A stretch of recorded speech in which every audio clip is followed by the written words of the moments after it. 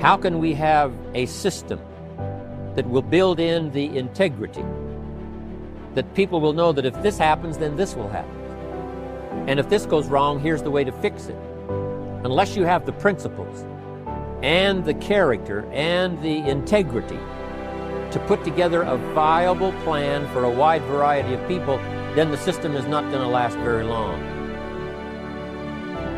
A person of excellence will always possess these two things, ethics and integrity. You see, your gift will carry you where your character won't keep you. Ethics are moral standards grounded in principles that govern your beliefs and convictions. Ethics are mental attitudes based on beliefs that control your behavior. What you believe manifests how you behave. Integrity is integration of your words with your behavior.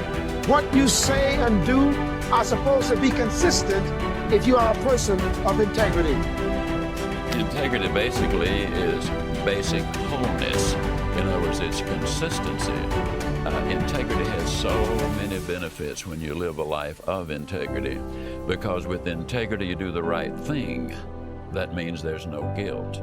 With integrity you have nothing to fear because you have nothing to hide. True performance is revealed in your integrity and who you are, and it's something you have every day. It's not once a week, it's what you perform at every day. And that's using the ability you have in order to perform in a way that will please not only your own ego, but also by more standards, the people that you're working with and for. When you're in a leadership position, whether it's in a business or as the head of a family, honesty and integrity are not as important as money or shelter or a telephone. Honesty and integrity are infinitely more important than any of those things. They're about as important as having air and food and water. For a leader, honesty and integrity are absolutely essential to survive. Living the way you're talking about, because people won't always believe everything you say, but they will always believe the example you have set for them. And when you do everything with integrity, then you can always come through in shining colors with those people. What are you feeling emotionally? Pride? Satisfaction? Maybe you're feeling relief that the hardest work is behind you. Maybe you're feeling the power of your new position. Perhaps you're feeling the exhilaration that comes with knowing that having achieved what you did, you can now achieve anything. You might even be feeling humble, having come face to face with weaknesses you never knew you had during the long, hard effort to reach success. After you have awakened all of your senses to the sight, smell, taste, touch, sound, and feeling of success, you start with a specific statement of what you want to achieve and when you want to achieve it. Then you gather inspirational photographs of others who have achieved what you want to achieve. You imagine and list the rewards and benefits you'll experience as a result of achieving your goal. And finally, you bring these 3 steps together into an imaginary scenario rich in sight, sound, touch, taste, smell, and emotion. This scenario is your vision. It is the driving force behind all of your thinking and activity. The more intense and more detailed your vision is, the more emotional power it will pack. The more often you conjure up your vision, the more drive and sustaining power you'll have behind you. This drive and power will in turn enable you to develop working plans, working habits, knowledge and skills you need to achieve your goal. And it will help you to persist and persevere until it is accomplished. Now that you've imagined reaching your goal in all of its sensory detail, you're going to have the opportunity to record it on tape. Don't leave out a single sensory detail. The richer your description, the more powerfully it will affect your ability to keep striving to reach your goal, day after day, week after week, month after month. Use as much enthusiasm as you can during your description. You should be enjoying yourself. After all, it's your vision of success you're describing. After you've finished recording, play back your description and listen to it carefully. Did you falter in places? Were there things you couldn't describe fully? Did it sound as if you didn't quite believe what you were saying? If the first version of your story doesn't satisfy you, erase it and create another one. Do this over and over until you have a version that completely satisfies you. It should be highly detailed and utterly convincing. And if, along your path to achievement, you find your goal changing shape or form, just record a new version that better fits your new goal. You're now going to learn to use this recording as part of a 5-step daily plan for internalizing your vision and making it so much a part of you that it will drive you to plan, to work, to achieve, to persist. Technically, the point of realization of adulthood is that no one actually knows what you should do more than you do. I mean, it's a horrible realization, because what the hell do you know? It's a terrible realization, and people will often pick slavery, permanent slavery, to the spirit of the Great Father, let's say, over that realization, and it's completely understandable. But the problem with it is that there's more to you than you think. So if you continue to hide behind that figure, then you never have a chance to understand that there's more to you than you think, far more to you than you think. I want you to think about who you have to be. Because who you've been, Einstein said, the thinking that has brought me this far has created some problems that this thinking can't solve.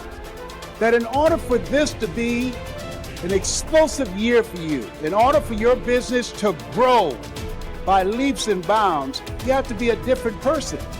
You have to die to who you are now to give birth to who you must become. So I want you to think about that. What radical change will take place? What will be different about you?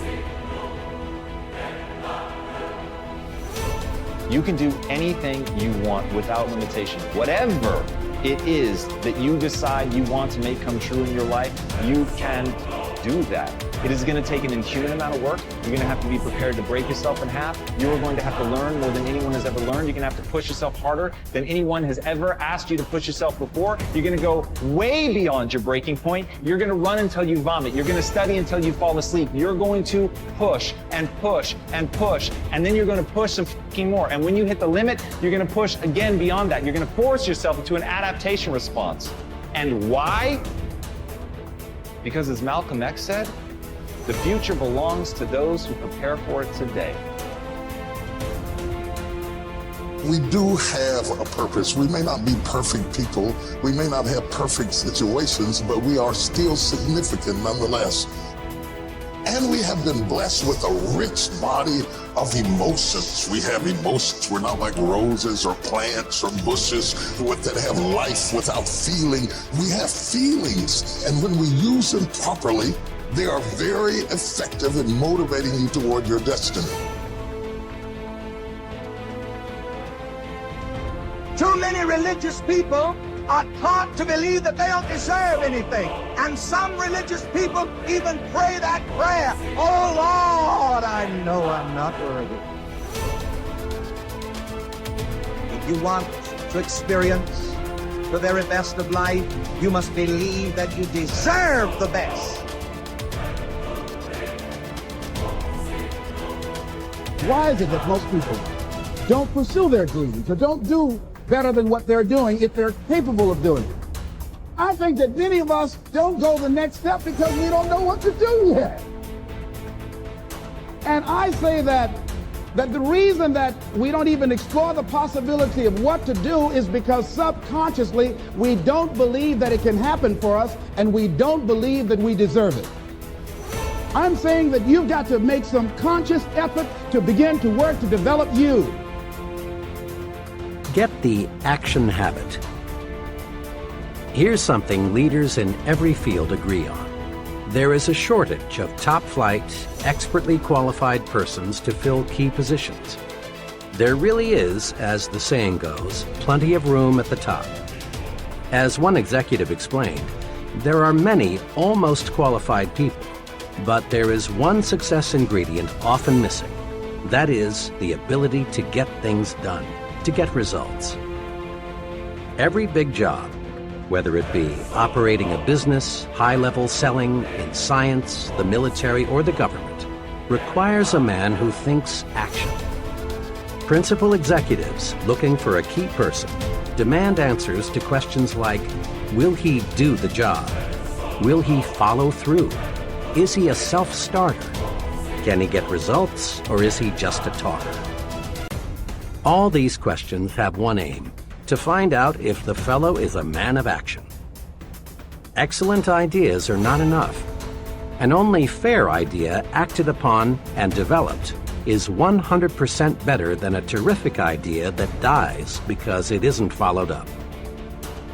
The great self-made merchant John Wanamaker often said, "Nothing comes merely by thinking about it." Think of it. Everything we have in this world, from satellites to skyscrapers to baby food, is just an idea acted upon. As you study people, both the successful and the just average, you find they fall into two classes. The successful are active. We'll call them activationists. The just average, the mediocre, the unsuccessful are passive. We'll call them passivationists. We can discover a success principle by studying both groups. Mr. Activationist is a doer. He takes action, gets things done, follows through on ideas and plans. Mr. Passivationist is a don'ter.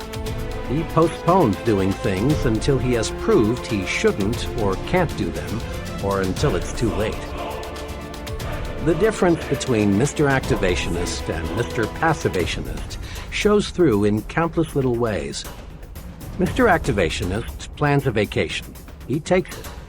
Mr. Passivationist plans a vacation, but he postpones it until next year. Mr. A decides he should attend church regularly. He does. Mr. P thinks it's a good idea to go to church regularly too, but he finds ways to postpone acquiring this new habit. Mr. A feels that he should drop a note to someone he knows to congratulate him on some achievement. He writes the note.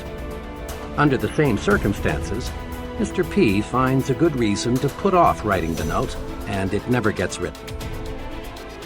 The difference shows up in big things, too.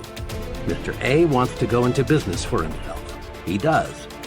Mr. P also wants to go into business for himself, but he discovers just in the nick of time a good reason why he had better not. Mr. A, age 40, decides he wants to take up a new line of work. He does. The same idea occurs to Mr. P, but he debates himself out of doing anything about it. The difference between Messrs. Activationist and Passivationist shows through in all forms of behavior. Mr. A gets the things done he wants done, and as byproducts he gains confidence, a feeling of inner security, self-reliance, and more income. Mr. P doesn't get the things done he wants done because he won't act. As byproducts, he loses confidence in himself, destroys his self-reliance, lives in mediocrity. Mr. Activationist does. Mr. Passivationist is going to do, but doesn't. Everyone wants to be an activationist. So, let's get the action habit.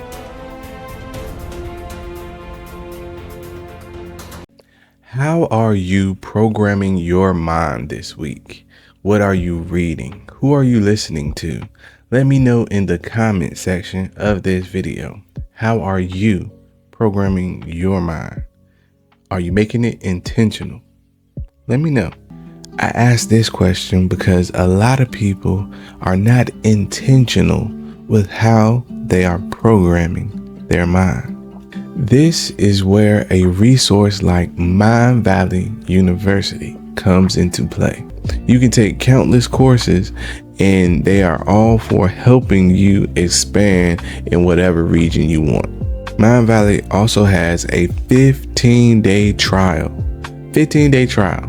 So if you don't like Mind Valley, after 15 days, you get your money back. So you could just dive into Mind Valley, see what it offers, do whatever courses that you want to do. And, if you don't like it, get your money back. I'm pretty sure they're going to have you hooked. So if you're interested, again, in Mind Valley, I encourage you to check it out. Link is in the description. With my link, you get 50% off. If you don't use my link and you just go there, you're going to be paying full price. So again, make sure you check it out and come back to check me out so we can talk about it more. And remember to program your own mind. Peace. There's no saying, oh, the world is safe. It's not safe. Not at all. It's not safe. The fact that you think it's safe means that you were living in an unconscious bubble that was sort of provided to you by your culture. It's a gift. And now that's been shattered. And so now what do you do? Well, the answer is you retreat until you're in your house and there's nowhere you can go. You're the ultimate frozen rabbit, right? And your life is hell because you can't function. The alternative is, let's take apart the things you're afraid of. Let's expose you to them, carefully and programmatically. And then you'll learn that you're actually tougher than you think. Resilience. Resilience, the ability to return to the original form after being bent or being stretched or being compressed. That's the dictionary's definition of resilience. The ability to readily recover from illness or depression or adversity. Resilience, being able to withstand setbacks, broken hearts and broken dreams, financial crisis, loss of loved ones, loss of enterprise, and loss of health. How would you ever handle it if you lost everything you had today? What would your next step be? You have trouble being resilient because you think everything works like laptops, like computers, that if you rub it, it'll click for you, it'll move for you, it'll open for you. And you try thing after thing after thing. I tried that and it didn't work, and I tried that and it didn't work, and I tried that and it didn't work, and I tried that and it didn't work. Because you think that trying something for a little while ought to bring you a big return. But life does not work like Apple. It does not work like that. Some stuff takes time. Greatness takes time. It takes time. It takes time to build your brand. It takes time to build your life. It takes time to build your career. You got to be prepared to get 1,000 no's to get one yes. And as Aristotle said, it is during our darkest moments that we must focus to see light. You take your time and you put your focus on that, even when it hurts, especially when it hurts. If you're able to do that, if you're able to find a way to take all of your energy and put it on that, to repeat it, to let it become a mantra, to let it be the first thing you think about when you wake up, the last thing you think about in the night, and the thing that you cling to when you wake up and cannot fall asleep, if you let it be that thing, that you can put all of your attention on that, then you can actually change your chemistry. You can actually change your own story. You can actually change your life. But you've got to know it's in our darkest moments that we must focus on the light.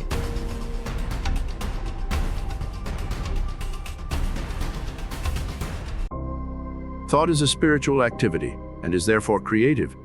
But make no mistake, thought will create nothing unless it is consciously, systematically, and constructively directed. And herein is the difference between idle thinking, which is simply a dissipation of effort, and constructive thinking, which means practically unlimited achievement.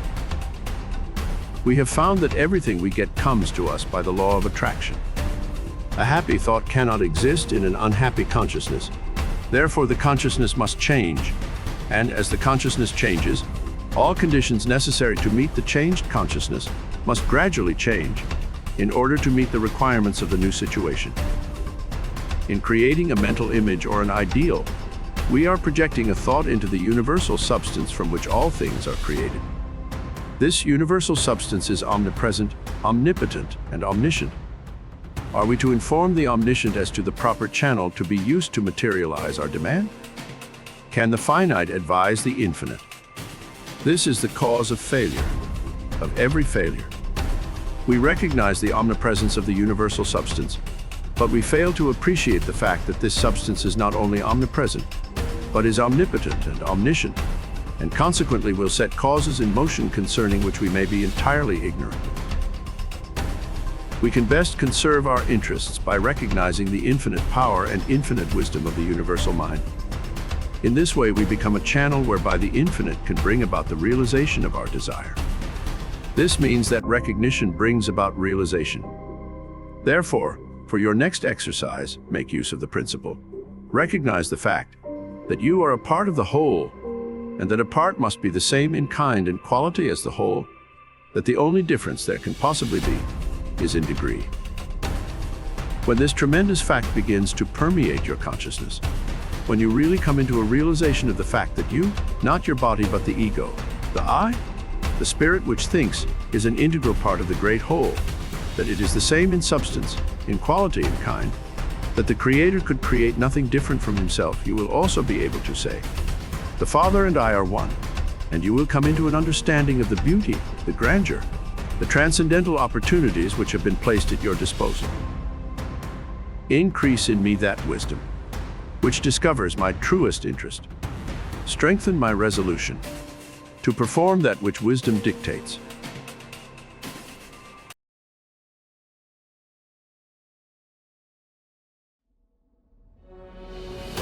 How much time do you spend working on you?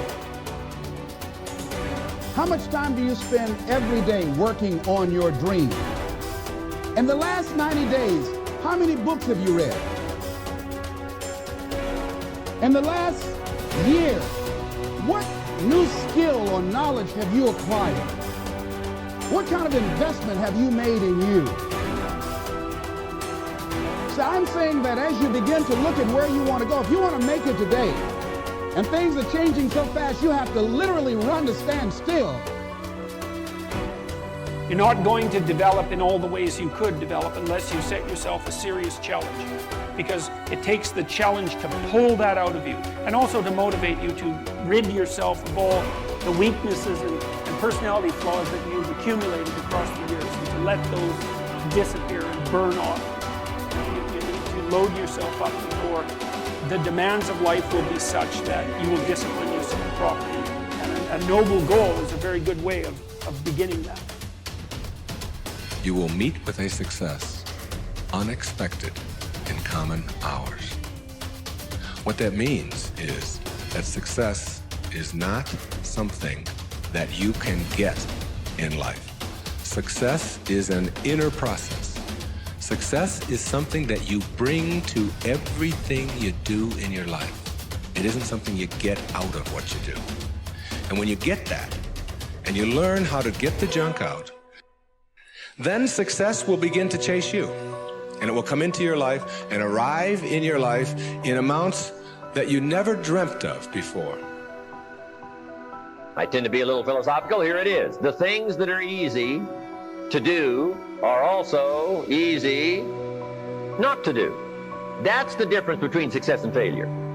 So you've got the choice here today of one of two easies. Easy to or what? Easy not to. I can give you in one sentence how I got rich by the time I was 31. Here it is in one sentence. I did not neglect to do the easy things I could do every day for 6 years. It's necessary. We never stop learning and growing and developing ourselves. It's necessary that we never give up. We know that it's you, it's me. It's being responsible for our stuff and deciding that we're going to keep on keeping on, that we're going to find a way to win or find a way to make it happen. And we know it's hard. It's not going to be a picnic. Yes, it's hard, and we will do it hard. And once we do it hard, we go through it, we realize it was worth it. And once you discover it was worth it, it is done. Now, the human mind is far more fertile, far more incredible and mysterious than the land, but it works the same way.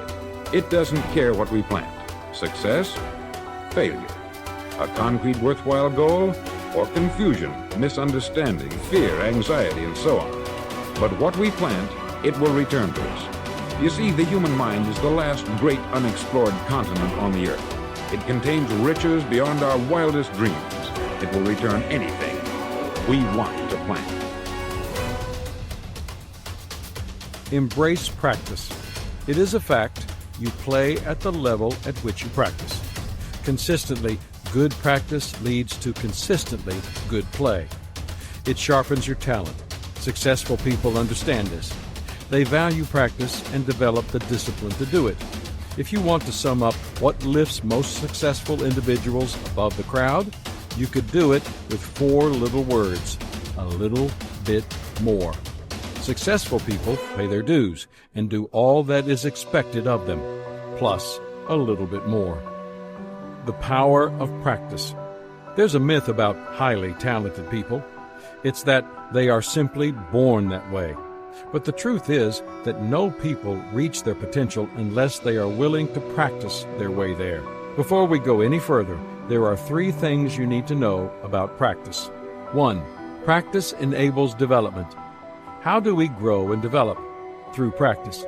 People refine old skills and acquire new ones through practice.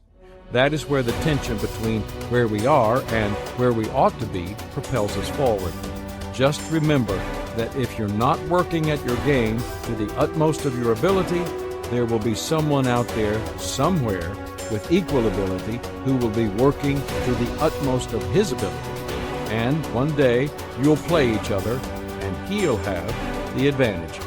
If you desire to improve and develop, then you must practice. It allows you to break your own records and outstrip what you did yesterday. Done correctly, practice keeps making you better than you were yesterday. If you don't practice, you shortchange your potential. 2. Practice leads to discovery. Life is just too much for me. I've been confused from the day I was born. I think the whole trouble is that we're thrown into life too fast.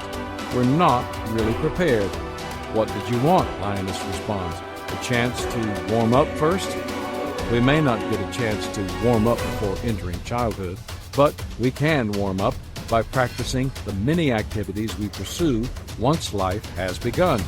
And it is often that during these warm-ups that we learn valuable things about ourselves. There's value in starting with small things. Human relations expert Dale Carnegie advised, don't be afraid to give your best to what seemingly are small jobs. Every time you conquer one, it makes you that much stronger. 3. Practice demands discipline. One reason some people see practice as a grind is that it requires discipline. Even activities with intense physical demands also require lots of mental discipline. Mental preparation to physical preparation is 4 to 1. Developing a discipline always begins with a struggle. There is no easy way to become a disciplined person. It has nothing to do with talent or ability. It is a matter not of conditions, but of choice. But once the choice is made and practice becomes a habit, 2 things become obvious. The first is a separation between the person who practices and the one who doesn't. The second thing that emerges is a winning spirit. The harder you work, the harder it becomes to surrender. Excellence is an art won by training and habituation. We do not act rightly because we have virtue or excellence, but we rather have those because we have acted rightly. We are what we repeatedly do. Excellence, then, is not an act, but a habit. That habit is developed during practice.